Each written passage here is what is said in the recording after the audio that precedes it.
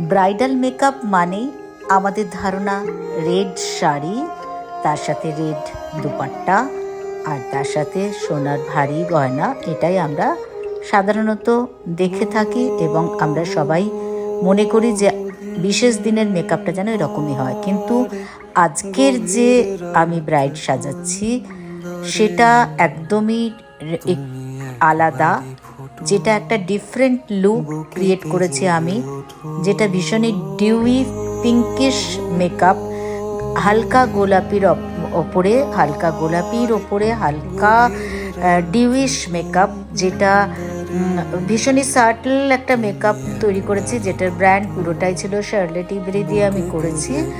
আর তার সাথে অর্গেঞ্জা শাড়ির ওপরে অর্গেঞ্জা দুপাট্টা, দুটোই প্যাস্টেল শেডের ছিল এবং শাড়িতে ছিল ফ্রেঞ্চ নট, একদম হাতের কাজ করা ফ্রেঞ্চ নট স্টিচ দিয়ে অর্গেঞ্জার ওপরে কাজ, আর সেটা ছিল রাজ ব্যানার্জির শাড়ি। এবং আমরা এই পুরো ব্যাপারটাই শ্যুটটা করেছি এখানে দুর্গাপুরের সায়নের স্টুডিওতে।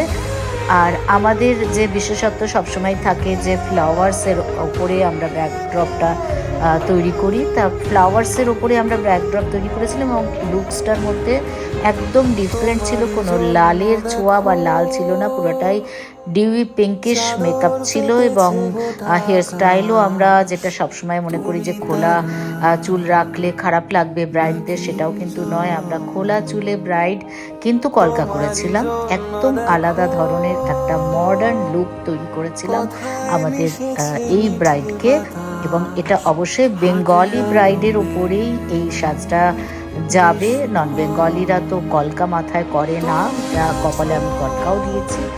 এবং হালকা পুরোটাই একটা সাটল পিঙ্ক শেডের ওপরে পুরো মেকআপটা করেছিলাম এবং পিঙ্কের ওপরে ডিউইজ একটা শিমার ছিল এবং তার সাথে শাড়িও ছিল প্যাস্টেল পিঙ্ক এবং তার সাথে যেটা শাড়ির কাজ ছিল সেটা পিঙ্ক ফুসিয়া কালার দিয়েছিল, আর সাজটা ছিল ভীষণ সুন্দর।